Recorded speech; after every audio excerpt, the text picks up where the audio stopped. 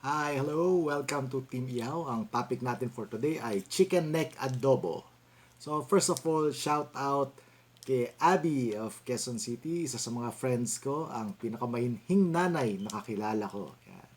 So, nagpadala siya ng pictures ng kanyang niluto na chicken neck adobo din. So kaya natin ginagawa tong episode na to. Yan, tignan nyo. Mmm, sarap yan. And also greetings kay Ana, also from Quezon City, friend ko din yon, ang reyna ng extra rice circa to 2015. Yan. Uh, Ana, hindi ko pa mahuli yung yung naalala mo dati, yung nililibre mo ko nung chicken neck adobo nun. Hindi ko pa mahuli yun eh. Sarap nun eh.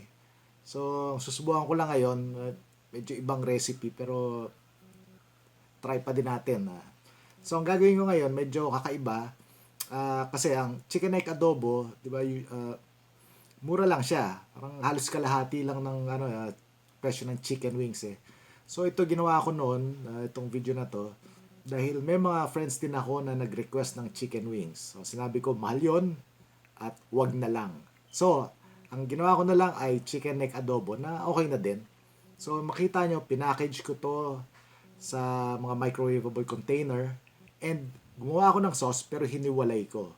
So yung idea nun kasi may mga iba gusto nila na tuyo yung adobo. So okay lang di pwede nila kainin. Ngayon, kung gusto nila ng sauce, ando naman separate na container, ihalo na lang nila.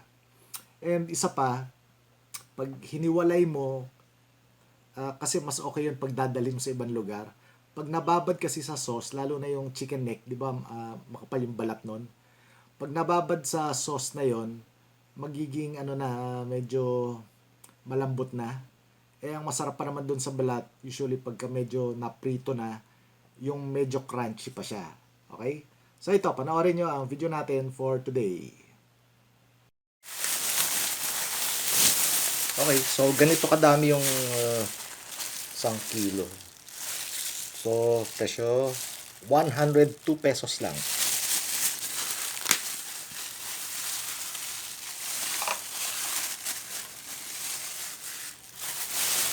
Okay, so malalaki siya.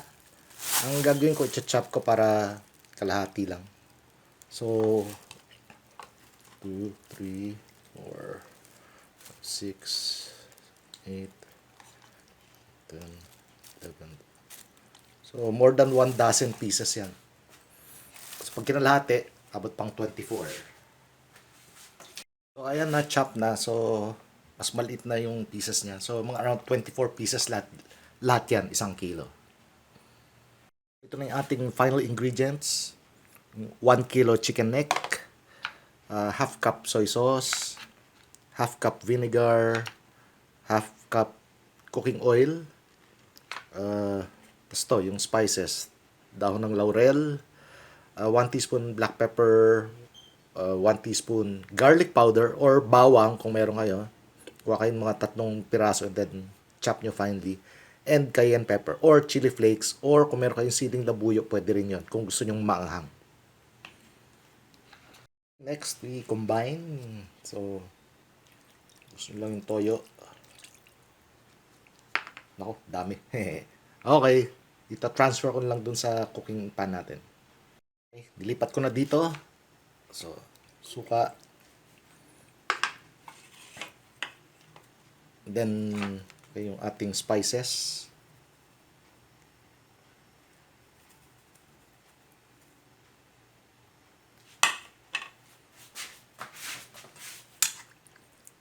Then, mix lang natin ng konti.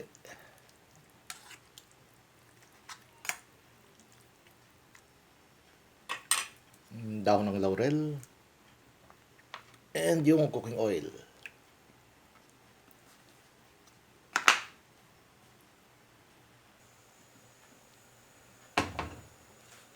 Okay. So, pabayaan nyo kumulo. Pag kumulo na, hinaan ng konti yung apoy. And then, pabayaan nyo lang.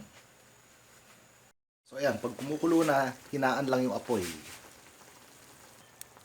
So, yun. Nagsisimmer na siya. Antayin nyo lang hanggang yan. So, hindi natin siya tatakpan para ma-evaporate yung lahat ng juice na yan. Pero paminsan-minsan, iikot-ikot nyo din para para maluto yung ibang part na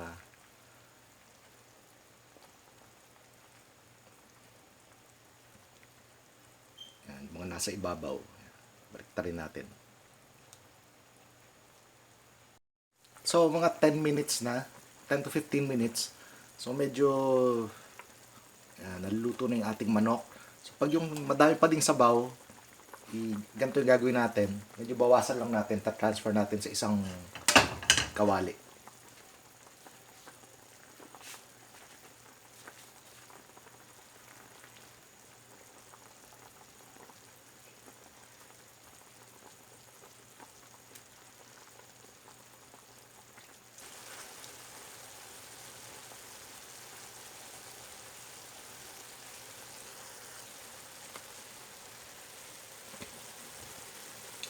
Okay, so ito yung sabaw niya. Medyo madami-dami. Sabihin natin. Sayang yung mantika. Babalik natin doon.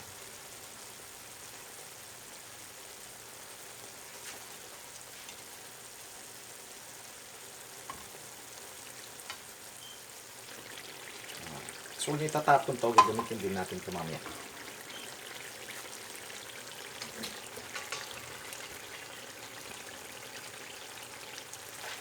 Na. So, nag-umpisa na siyang maprito. Tayin lang natin.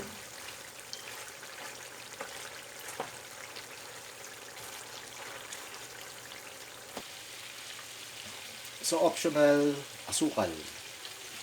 So, kung gusto nyo medyo matamis-tamis siya, habang napiprito,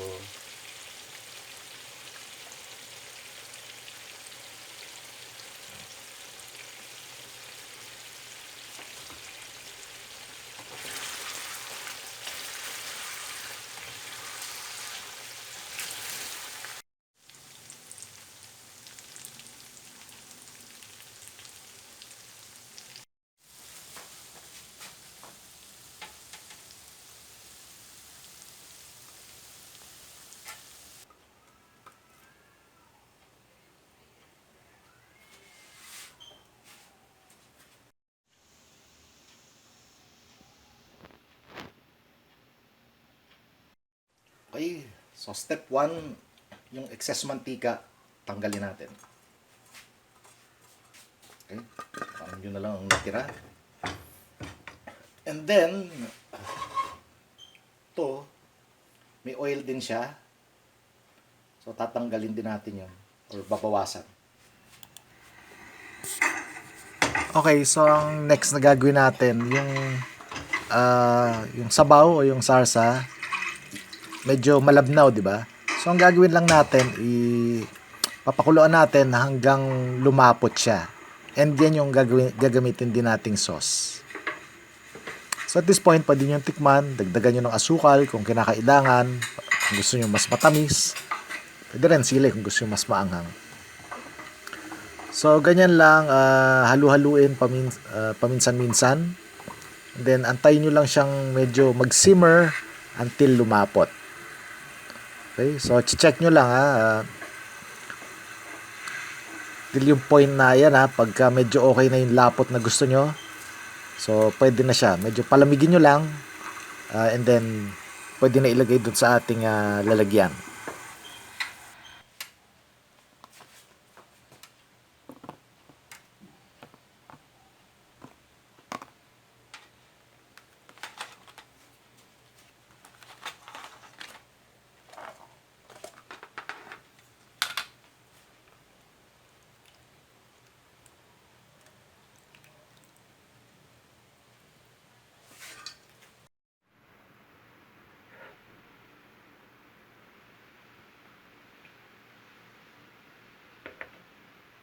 That's it, yan ang ating video, chicken neck adobo. So, mura na, masarap pa. Pwedeng pulutan, pwedeng iulam.